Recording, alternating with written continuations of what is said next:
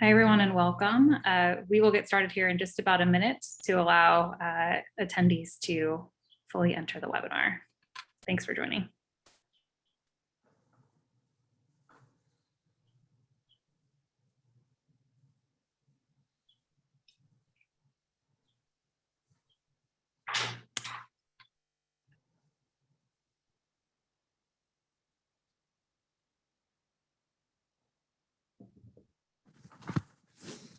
All right, I think we are near critical mass here. So again, welcome everyone to today's webinar.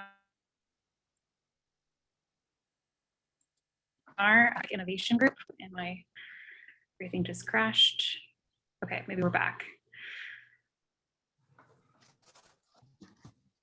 Sorry, a little bit of delay. But I'm just going to move forward and hope that everyone can still hear me, even if they can't see me. Okay, great. So thank you again for joining today's webinar with the Economic Innovation Group. I'm Catherine Lyons, Director of Policy for EIG.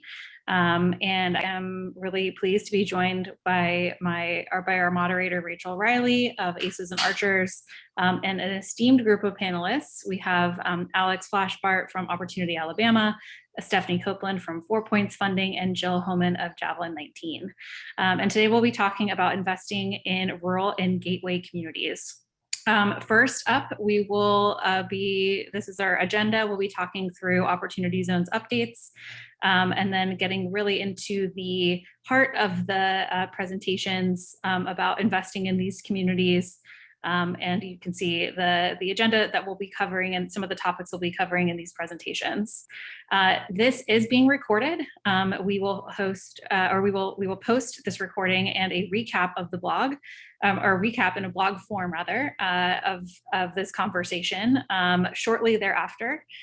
So if you have registered and are attending right now, don't worry, you will get this in your inbox, and it will be on our website as well. We will also hope to have some Q&A at the end of the presentation. So if you have any questions throughout any point of the conversation, go ahead and use the Q&A box. That helps us keep better track and make sure we don't miss your questions. So please use that functionality, and we will hope to get to those after the presentations. So with that, I will move on to the next slide if I can. Okay. Great. So it's actually been quite a busy couple of weeks, at least in terms of Opportunity Zones updates. So did want to kind of provide a little bit of additional context and updates on some of these latest reports and market trends. So the first is a new report, a relatively new report that came out by a couple of economists out of the University of California at Berkeley, who were able to get data on electronic tax filings for opportunity funds, and do an initial assessment of the very first year of the policy's life. So they were able to assess kind of 2019 data. And this is novel in that we do not have currently, data of this magnitude for opportunity funds. And so the paper itself is very useful and at least providing a very early look at the market in its first full year, as an opportunity zones policy. To caveat this a little bit as well, this was before final regulations came out. Those were finalized at the end of 2019. So this is a snapshot of the market prior to kind of clear rules of the road. With that said, they found that nearly 2,800 opportunity funds had been created, and that at least 1,300, more than 1,300 designated census tracts received investment as well. And opportunity funds also made approximately 2,500 investments. So, overall, we find this pretty promising for the first year of the policy's life, and even in the absence of clear regulations, that this level of activity still took place. So we actually have a blog on this as well that kind of takes a deeper look at some, synthesizes a lot of the report's findings and adds in some of our perspective as an organization as well. And I believe Rachel will be adding some of this to the chat throughout this update portion of the agenda. Novogradac, who many of you are probably very familiar with, in that they track, they do an excellent job of kind of tracking a great number of opportunity funds and the investments they've received and the deployment of the capital. Again, in the absence of reporting requirements, this is a really, really helpful, this is a really helpful resource to getting a better understanding of at least a subsection of the market. And they are now tracking more than 1,000 opportunity funds that have raised more than $16.34 billion. In terms of the a little bit more information on what EIG has put out, this is a timeline from our State of the Marketplace paper, but also I think linked here, and I think again in the chat will be our blog in response to the Berkeley paper as well. But I think this timeline is just really helpful again in kind of contextualizing a little bit of like where we are currently at in the market, where we were at in 2019 when that report, which is what the report takes a look at, and where we are today, which is kind of finally entering the sort of maturation phase of the marketplace. Okay, I think with that, I will turn it over to Rachel. Try to sort out my technical difficulties here. Again, I hope everything, I may be just a frozen face on the screen, but I hope all that came through. And I will turn it over to Rachel to take us through the rest of the presentation. Thanks so much, Catherine, and kudos to you for making your way through that content while dealing with technical difficulties. It's very stressful. I hope I didn't miss anything. So please feel free to fill in anything I may have missed. No, you did a great job. And as Catherine mentioned, I did drop a few of the links that we just referenced in the chat, so folks can access that, I would say after the webinar, because you don't want to miss out on the good content that's about to come. So, today we're focusing on investing in rural and gateway communities. This is a topic that has really been hot in the opportunity zone ecosystem, as we're seeing investments happen in metro areas and maybe grabbing headlines in newspapers, what is actually happening in rural communities and what is happening in suburban communities as well. And we've featured these sort of initiatives in a number of different ways through both reports and webinars in the past. So, EIG worked on a pretty substantial economic development playbook for the state of Indiana. That's something that any state can really pick up and borrow some of the findings and also the analysis and recommendations and apply it to their own situation. And I will include those links to that as soon as I'm done here. And then, of course, the last webinar that we hosted, Donna Gambrell came on and spoke about Opportunity Appalachia and the really successful effort that they've had in 16 communities in Ohio, Ohio, West Virginia, and Virginia. These are just capacity building efforts that are bearing fruit in these communities that maybe don't have the capital networks, or they need additional technical assistance and capacity building efforts in order to get projects ready for investment. Next slide. In addition to some of the webinars we're doing, we've also been highlighting projects. So this really great project in rural North Carolina, so 698 Prospect Phase 1, as well as Agile Space Industries out in Colorado. It kind of explains how money is making its way to rural and gateway communities, and those are also available on our OZ activity map for you to check out. And I'm not sure if I have maybe one more slide. Yeah, so the other thing we wanted to flag before we turned it over to our true subject matter experts today is that Sorensen Impact Center and the Utah Association of Counties, just given the fact that there's an immense interest in this area, They are developing right now a rural OZ playbook, and the project is funded by the Economic Development Administration and the Utah Governor's Office of Economic Development.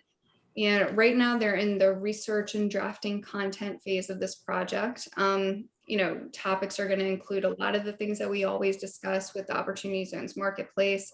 But most notably, I wanted to flag that if you are working in this area, please reach out to Megan Brewster. I know that she's looking for insights as well as just general information that could potentially be included in the playbook, but will also just help inform this broader ecosystem building effort as we're looking to drive more capital to these communities and have a really great playbook that folks can pull off the shelf and apply to their communities. So just for folks at Sorensen and Utah Association of Counties, we're really looking forward to reading that when you guys are done with it. So from here, without further ado, I'll turn it over to Alex Flachsbart from Opportunity Alabama.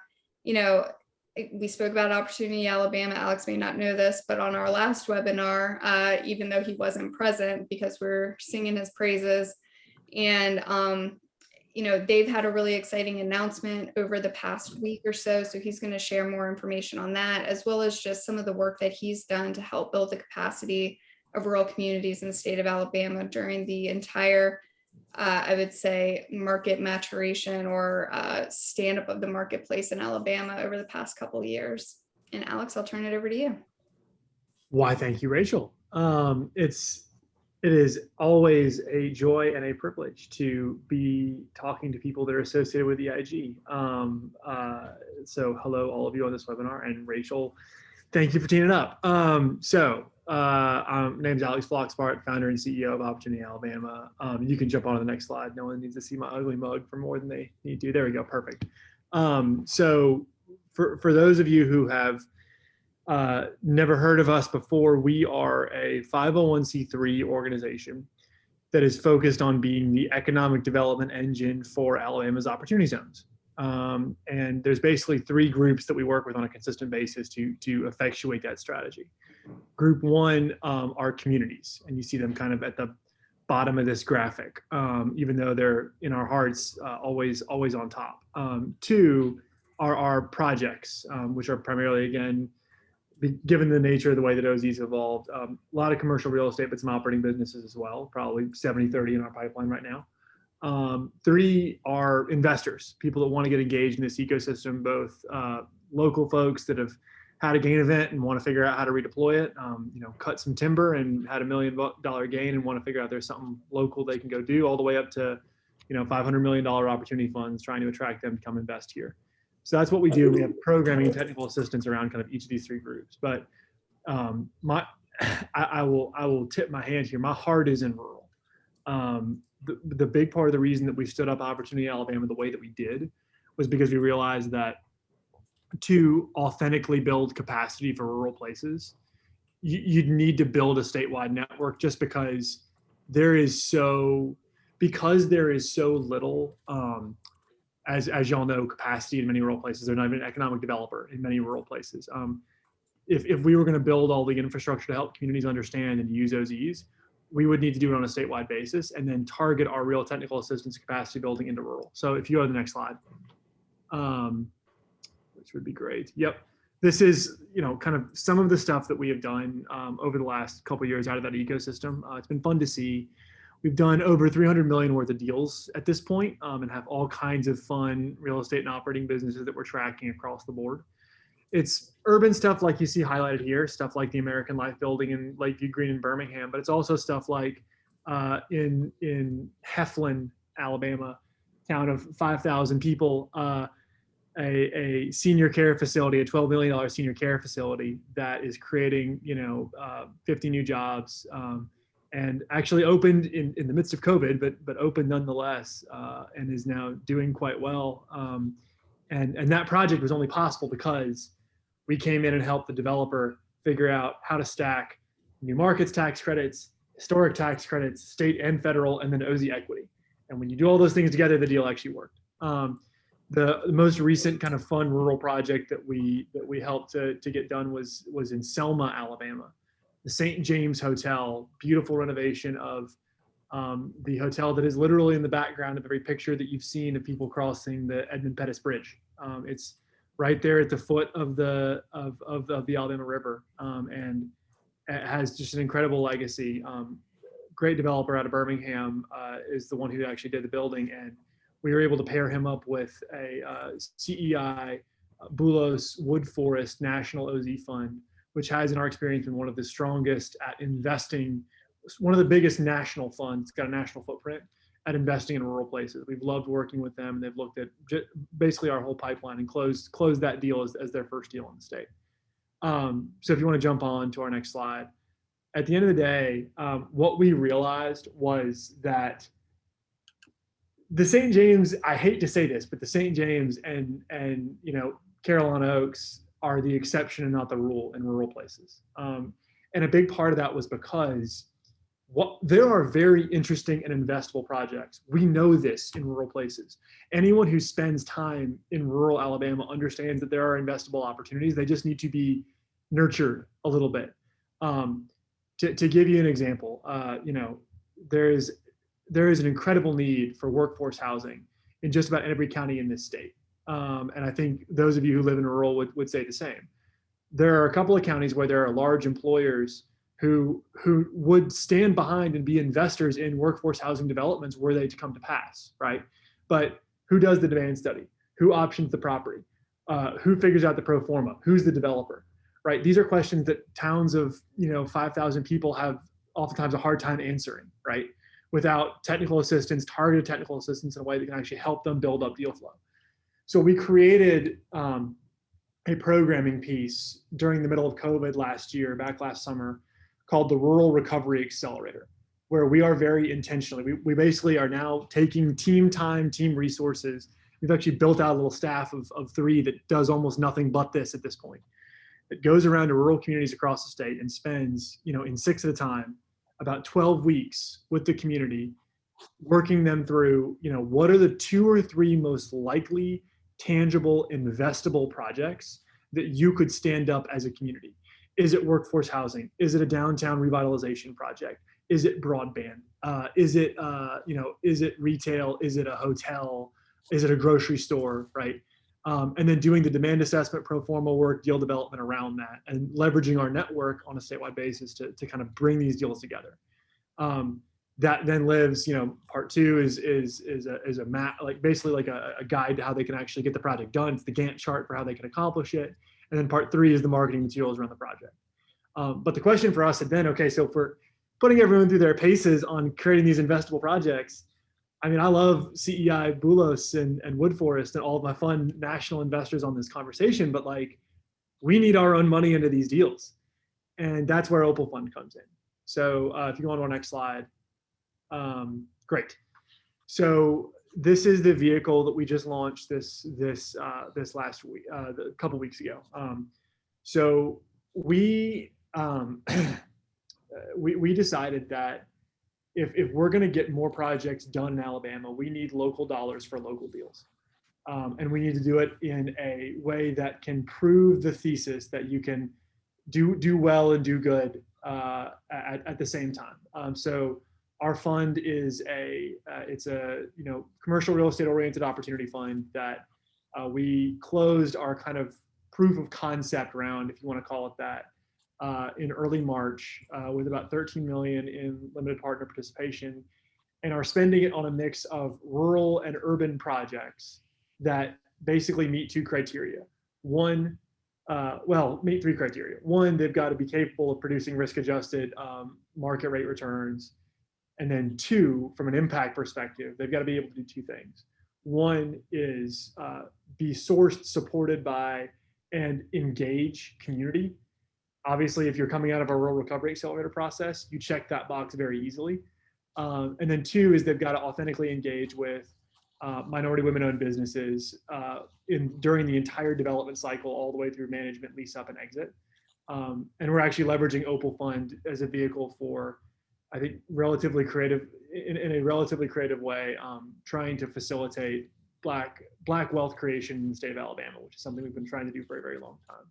So happy to kind of like, if we want to go into the Q&A on some of the vehicles that we're thinking about for doing that, I'm happy to. But OPAL Fund is sort of the realization of 2.5 years of technical assistance capacity building. It's the realization of like seeing the kinds of projects that can be done if you build a concerted local ecosystem that can attract national capital. That's why so many of our investors, who literally range from local foundations to large corporates to folks with capital gain events that are high net worth individuals to, Black and brown business owners that just want to participate in this broader ecosystem.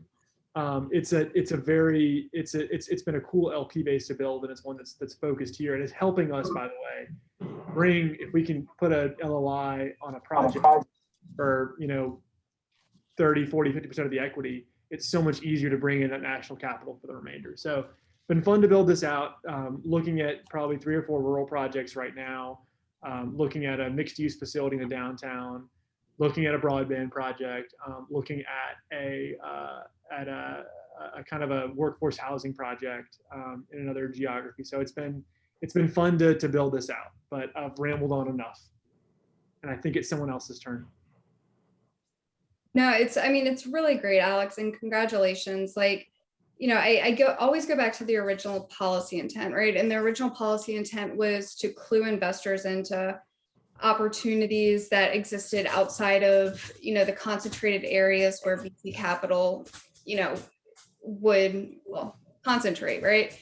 And what we're seeing now is not only is it sort of moving capital out of those communities or democratizing that investment a little bit more, but I think it's also turning folks into investors who otherwise wouldn't have been investors, or real estate investors or business investors who maybe wouldn't have even thought that they could do private investment strategies. It's really great. And that's what I'm hearing from you as being like a top priority or goal of the OPAL Fund.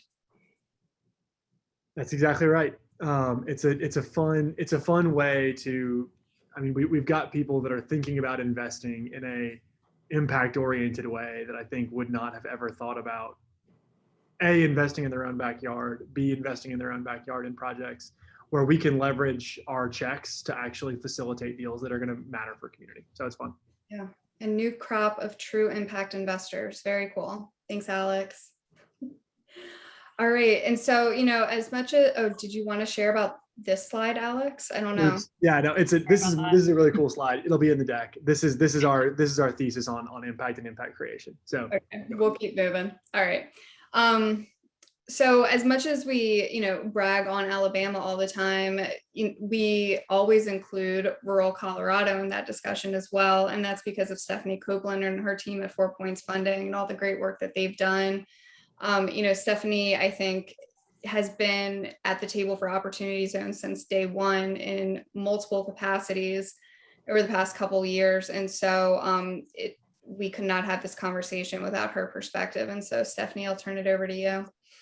Thanks, Rachel and Alex for that as well. It's really this. It's so funny. People keep asking about Opportunity Zones and kind of what the silver bullet is, and I think what's become so evident is that there is not a silver bullet. This is a messy process to get the market to maturation, as Catherine mentioned, but it's getting there. And I've seen a lot of the things going on in the chat function where people are actually bringing tools to the table that allow for replicating and sustainable repeat, bringing new impact investors to the market, and also turning the eyes of current institutional investors into this impact area. I think is going to be something we look back on and are pretty proud. There are plenty of examples of abuse in the program that get most of the headlines, but certainly don't make up the lion's share of what's happening with the program that I think is really, really powerful. And please, like Alex, next slide, I hate that picture. So now 2.5 years ago, we set out to raise a fund that really wanted to be a new type of intermediary in the Colorado market, which had attracted a tremendous amount of capital to our urban core, really highly concentrated in Denver and the surrounding areas, but had left behind much of the rest of the state, similar to many other states in the country. And in the rural areas, as Alex mentioned, have so much nascent opportunity that, and in fact, the opportunity is there. It's not evident or obvious for institutionals that are looking to place very big bets, but it actually can sometimes outperform many of the higher competitive markets and with lower risk. That's the kind of the good news for the investors. The bad news for the communities is that absent this investment, the community growth and sustainability, and frankly, their livelihood is limited. And so particularly around infrastructure, broadband, housing, education, logistics, the type of infrastructure that these communities need to be right-sized for them, but also will facilitate more and more growth. And someone also made a comment in the chat that, you know, the remote workforce that's really been inflamed and accelerated through the pandemic, I think is a key ingredient that can be captured in more and more rural and ex-urban markets if we get the investment structure set up correctly. So we set out to raise our Opportunity Zone funds for rural Colorado. I joined a platform that already existed that had been investing in real estate across the market. And also had been doing a lot of angel syndication across the small markets in Colorado. And like many, we saw that there was this push and pull of trying to really stimulate the economy, but also backfilling the infrastructure need to accelerate that growth. And so I think we felt like we were in this kind of perfect position to then raise a place-based fund using Opportunity Zone, targeted equity, and targeting that to the Opportunity Zones in the rural parts of the state that had just recently been designated. Next slide, please. Bless you. So we are, our investment thesis is fairly straightforward. There's a tremendous amount of population growth coming, into the western part of the U.S. Colorado is sharing in that growth. There is many reasons for economic dispersion and the ability of smaller markets to accommodate that growth, but without the appropriate infrastructure, particularly workforce housing, which Alex mentioned. I'm sure Jill will as well, and others will have background to. Is our target. And what workforce housing means to us are essential workers in the community. So teachers, nurses, professionals, construction workers, those that really fuel the economy. And in Colorado, much of that is hospitality as well, that without it, the economy will slow. And with it, it can thrive and also be there. And in Colorado, again, also not unique to other rural markets in the western part of the U.S. is you have this bifurcation of low income and subsidized housing and market rate housing, which tends to drift up to luxury in some of these areas that are near resorts and leave that missing middle component behind. And there is no kind of programmatic subsidy that can come into play without income restrictions and without rent restrictions that often discourage investors. And so we decided that we were going to target this market. We knew there were ways to make the economics work, and we've been able to find those. The second thing I would say is when you're trying to invest one community at a time, often syndicating and fundraising for a small investment is much more difficult than syndicating for a system or a portfolio. So we also felt like just creating some scale across the region by investing in multiple projects at one time with the same team would provide us both unit economics as well as interest from larger investors. And that's proven to be true. We're now raising our third fund, and Alex, again, happy to share all the scars and heartache of the first two, but there are a lot of lessons learned there. Raising our third fund, it'll be a $50 million fund. We've just surpassed 25 million. We opened it in January of this year, and it'll be open until we hit 50 million, which we expect to be sometime in August, and then we'll move on. We have a fourth fund planned, and we have a portfolio that is really place-based, focused thematically on housing, where 90% of our investments go. But we also do play space, outdoor hospitality, again, custom fit for Colorado, given our backdrop. What we found is a lot of the oil and gas mining communities that have been somewhat abandoned are great places to turn into really beautiful destinations for this kind of emerging outdoor recreation and camping phenomena that's hit most of the US. And so we also have a small portfolio. We now have 10 small campsites that are glamping sites. And the cool thing about them is that we always include artisan workforce in the area that make these so much more cool and so much more of a destination. So hopefully everyone here will get to come see a couple of them. We have one between Telluride and Moab, and another in the northwest part of the state, one in the southeast part of the state, and are building now a small portfolio. We are under construction in about 200 units in our first 2 markets. We've got another 400 units in development on the workforce housing side, targeting 80 to 120% of the local median income.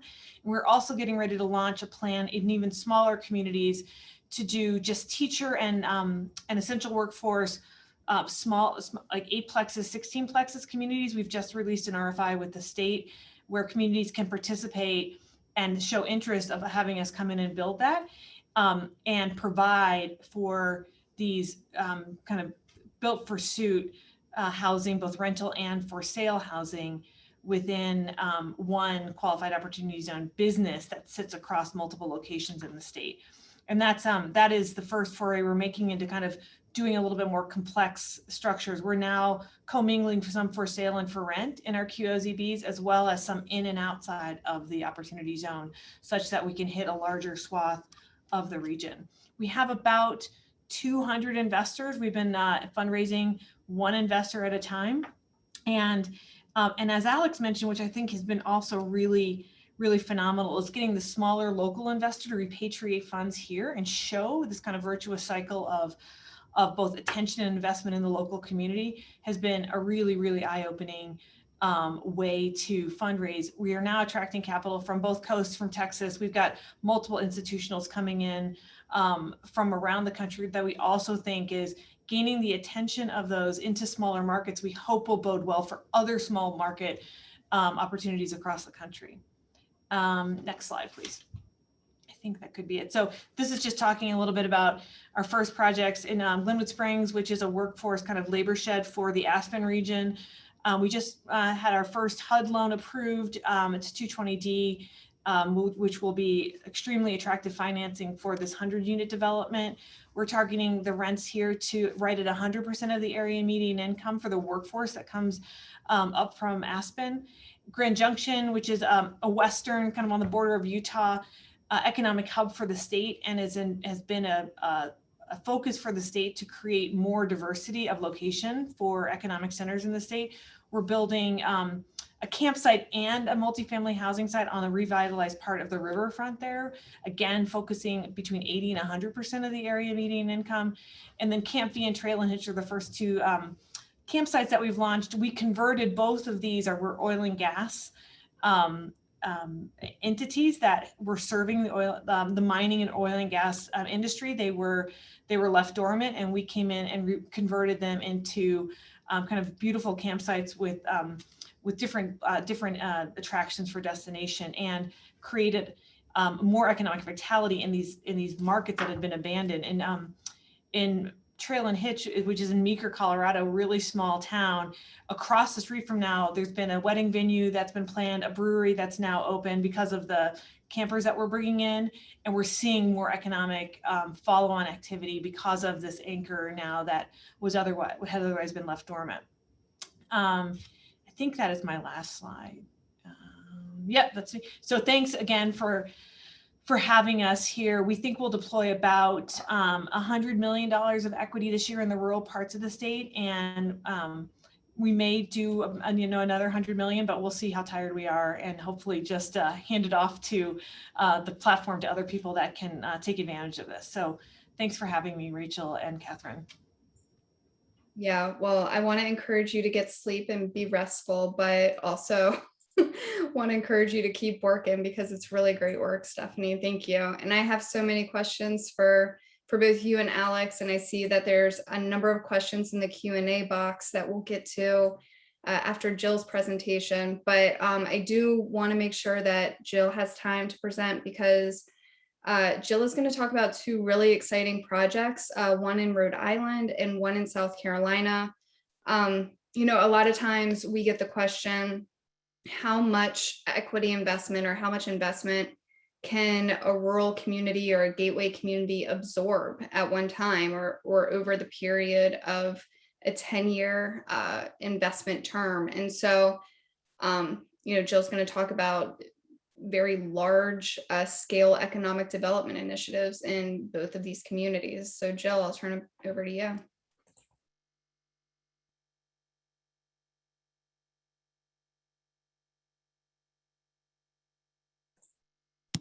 There we go. Sorry.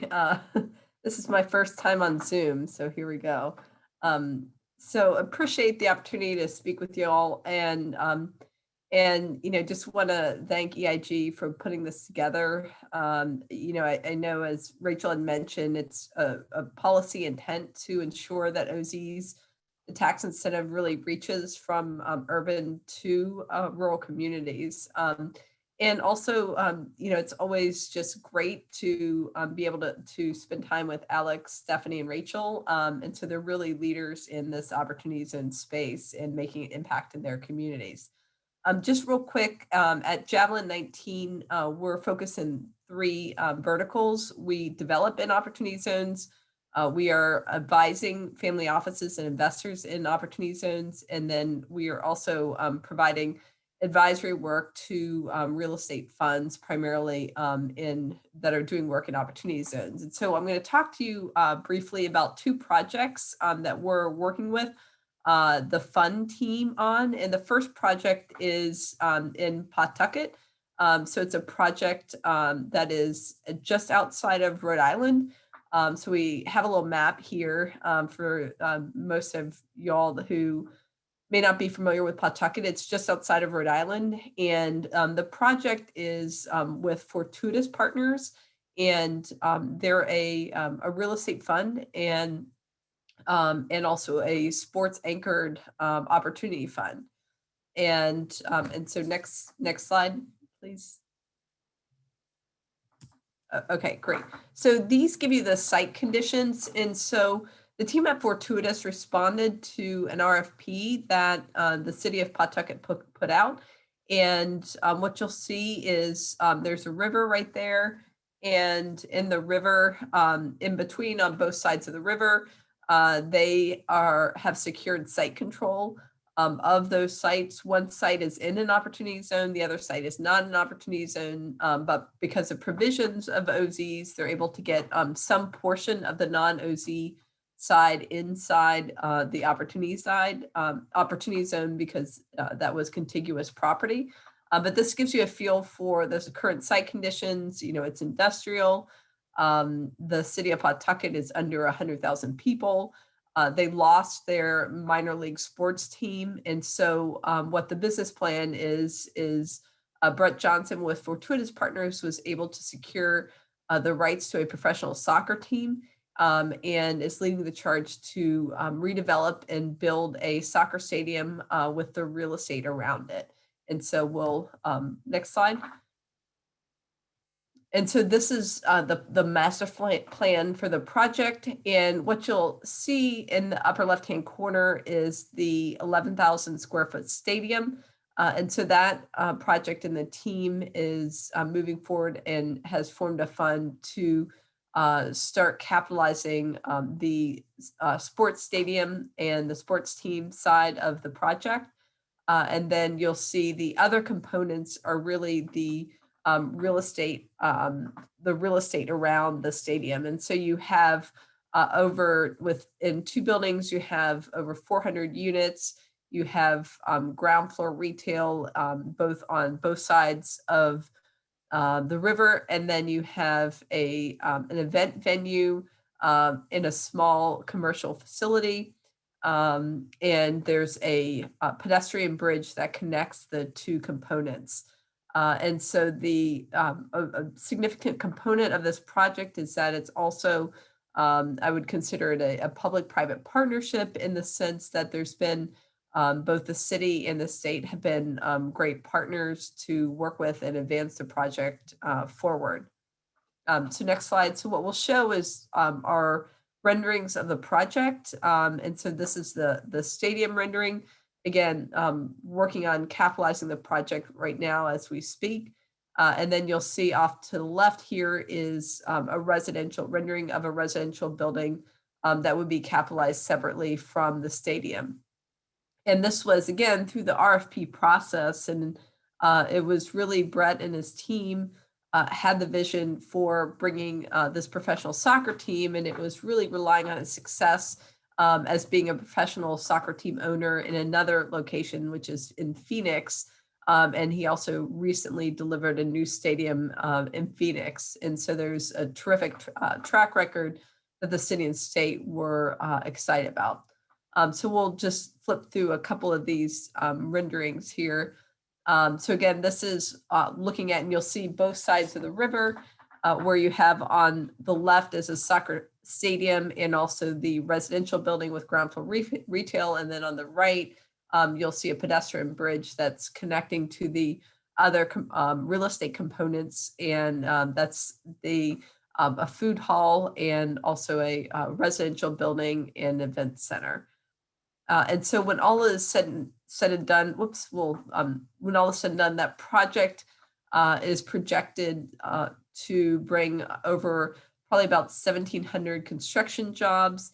And when it's all built out, over $300 million in total capitalization, or about $300 million in total capitalization. And you saw the current site conditions, and also one of the sites had some environmental conditions that are cleaning up. And so you're really taking what was unproductive land and also revitalizing the current site conditions and bringing in a professional team that the city and community are excited to get behind.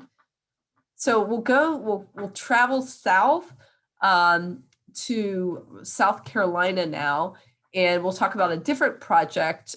So that I would consider, really in a small city or medium-sized city in the Northeast, just outside of Providence. Now we'll go down to Hampton County, South Carolina. It's off I-95 in between Savannah and Charleston, but it's probably a population of the county is probably about 20,000 people. And so this project is led by Jim Opportunity Zone Fund, and that's led by Zeb Portanova and his team, including Chris Sullivan.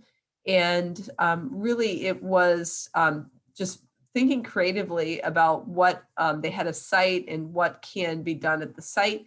And what they came up with was building a large food production and food processing facility.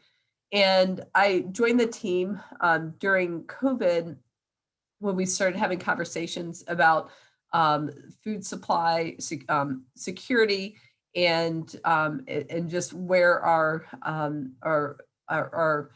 supply chain of food was coming from, and had found actually that, for example, 90% of our lettuce is imported from Mexico or California or Canada. And so when you'd look to folks on the East Coast where I am, it creates some situations of food insecurity.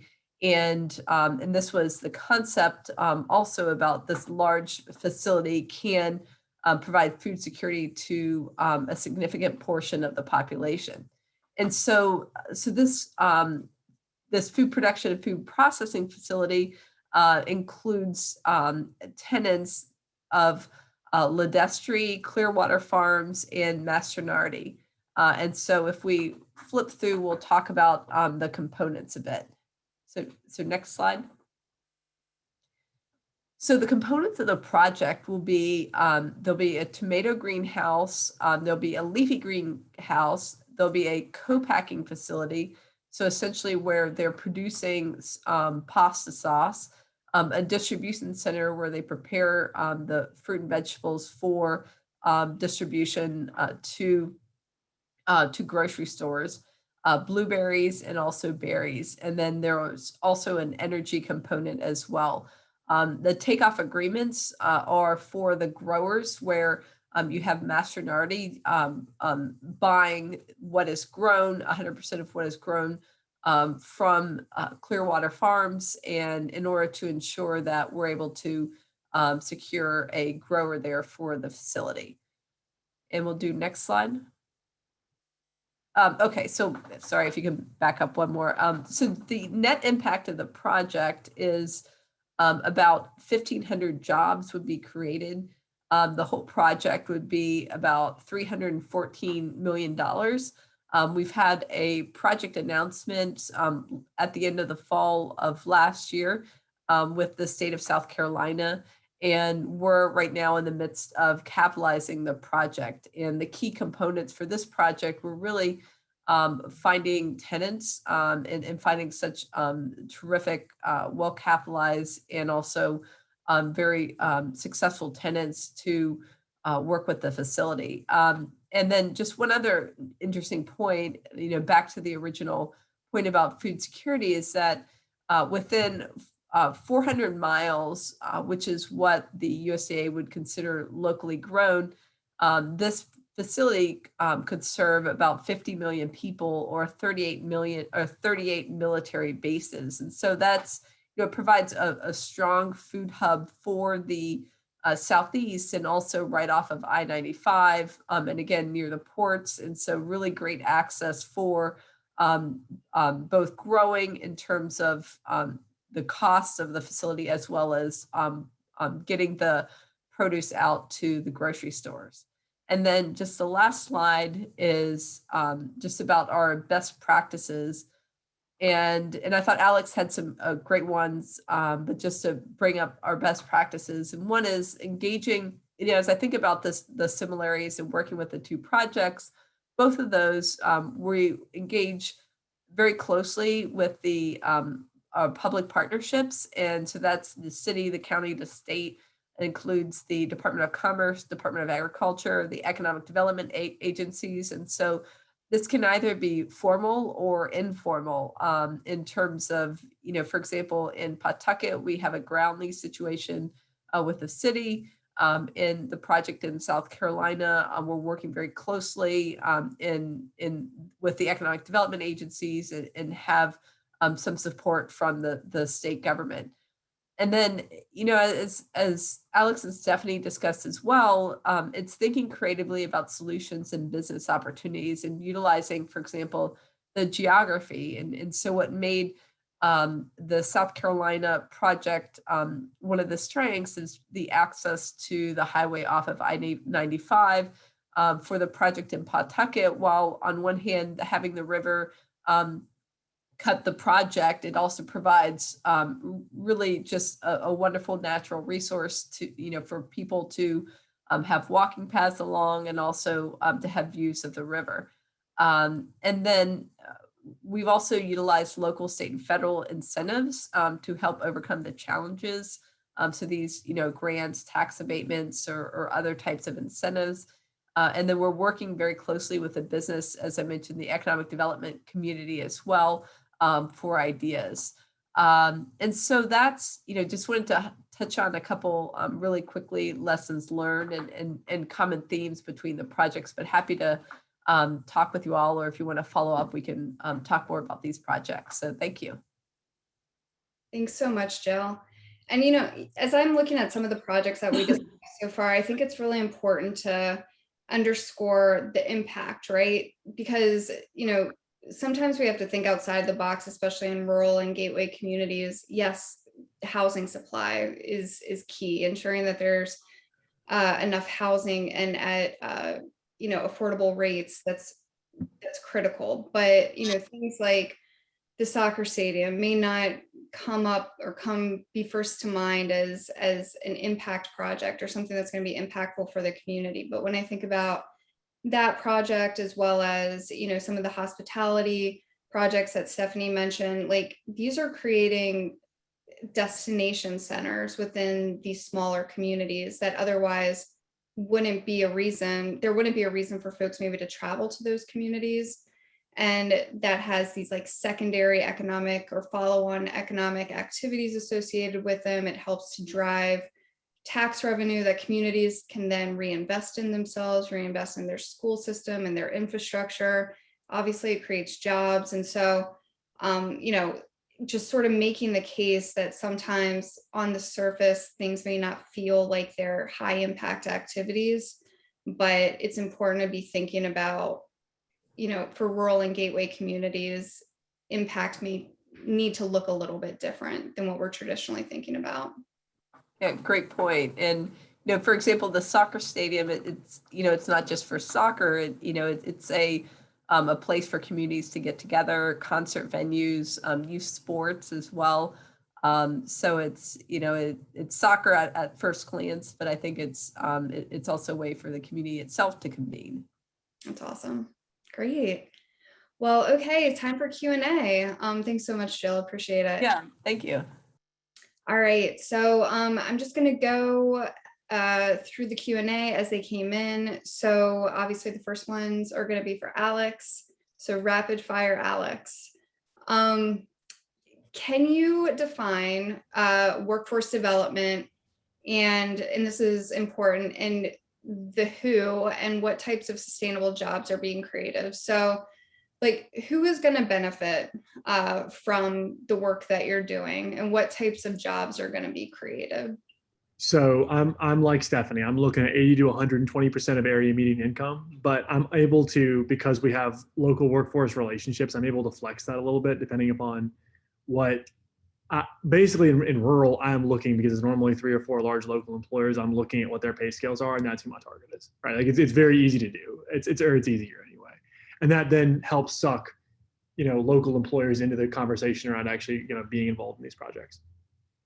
And do you have any local partnerships with like universities or other organizations that are going to help you do workforce development programs, or does anyone on the webinar have those partnerships? Something we're actively working on, yeah. Okay, sorry. I was trying to tee you up, but I guess you can't talk about it just quite yet. Oh, no. So, I mean. Stay tuned, folks. Okay. Yeah. Thanks, Alex. A few more questions for you. And actually, Stephanie, this may be a question for you too, because I know that there are a lot of tribal communities in Colorado. When folks are talking about supporting minority communities, Black and Brown communities, in specifically, Alex, when you're saying Black and Brown investments, this is how the question was phrased. Do tribal funds or tribal communities factor into that, or are folks doing outreach to those populations? Yeah, that's a great question. So we don't have a significant tribal presence in Alabama, although they would certainly fit into my definition of it. It's better for Stephanie, I think. Yeah, no, we had the answer is absolutely. They have to fit into this, and in fact, anyone underrepresented needs to be part of this equation. And I feel like particularly the tribal funds and the tribal predatory behavior has been rampant in many of these areas, and I think that's something we've got to break. We've been working a tiny bit so far with the Ute tribe, which is in southwestern Colorado, and we're just starting to work on some things potentially on their land, as well as facilitating investment outside. We have not made a lot of progress. It has more to do with just it's taking time to build trust and to educate. But I think there are a lot of opportunities there. I think it's a rich environment from which to harvest more participation. Yeah, I totally agree. I think the trust factor is huge, and is not something that can or should be rushed. I was really excited. The 2 investment profiles that we featured at the beginning of the webinar, they both have engagement with the local tribal communities, so folks can go and take a look at that. And also another thing that I'll flag is that a lot of the federal funding that is being authorized through the recent American Rescue Plan, there's targeted funding to tribal governments and eligibility for tribal governments, which we haven't seen to this extent so far. So tribal governments may be really well positioned in the coming months and years to have sort of that additional capacity to to enter into investment agreements or enter into partnerships in ways that they haven't before. So I think it's a great time to be building that trust that can lead to these sorts of investment activities. Let's see, you guys are answering all the questions that I had queued up here. Fast and furious. Rent to own. Is anyone working on rent to own properties? I know that this was something that we talked a lot about at the beginning of Opportunity Zones. I have a few examples, but just curious if you guys are working on that. We have one project that it's a high school renovation in a small market in southern Colorado that we're working on with a pretty well-known historic redeveloper for artists. And a portion of those, we're working through how to accrue equity in their rents without raising the rents to a place that makes them unaffordable, and how to ensure we do that such that once they can own, banks will underwrite them. So there's two parts of that equation: allowing them to accrue value in the rents that they pay, and the second is getting them a mortgage once they are there. We're working with a developer, an artist development community that can help on the mortgage side at the other end. So we're trying to look at that and maybe look at some Fannie and Freddie product there as well. But the bigger question for us is, how do we engineer the capital so that any dilution of the investor return by holding out some equity, some of that equity for a down payment, is offset by potentially some PRI investments from local foundations. And I think it goes back to what Alex and Jill said. You've got to bring in multiple parties to solve it, but the structure is there. And once we get a structure set, I think we can do it over and over again. Those are the challenges we're seeing. We don't have the answer yet, but I think we're going to get there. That's excellent. Thanks, Stephanie. There was a question that I just want to throw out there just in case to crowdsource the answer here, but we talked about the economic development playbook for Indiana. Has anyone seen a good playbook for investing in operating businesses? I know Novogradac put out just in the working group, they did here's the challenges for these types of businesses. I don't know if you remember seeing that, Rachel, where it was, for these types of businesses, these are the OZ challenges that could come up. But I don't really see a same operating business playbook. And I think in part because fundamentally the OZ tax incentive is a place-based tax incentive.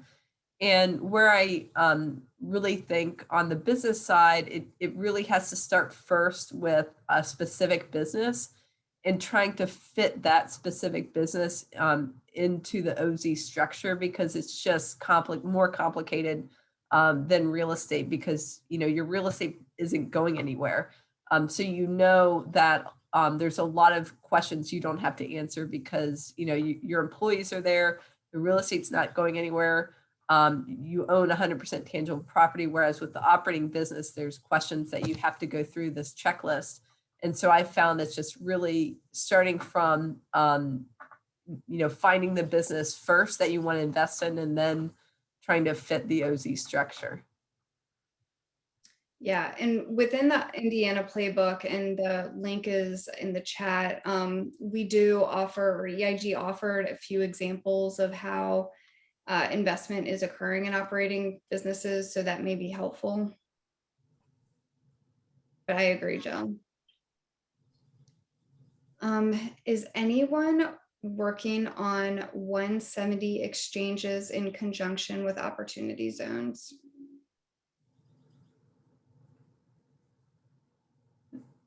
Yeah, I have not heard of that either. No, I haven't heard of that at all. Yeah.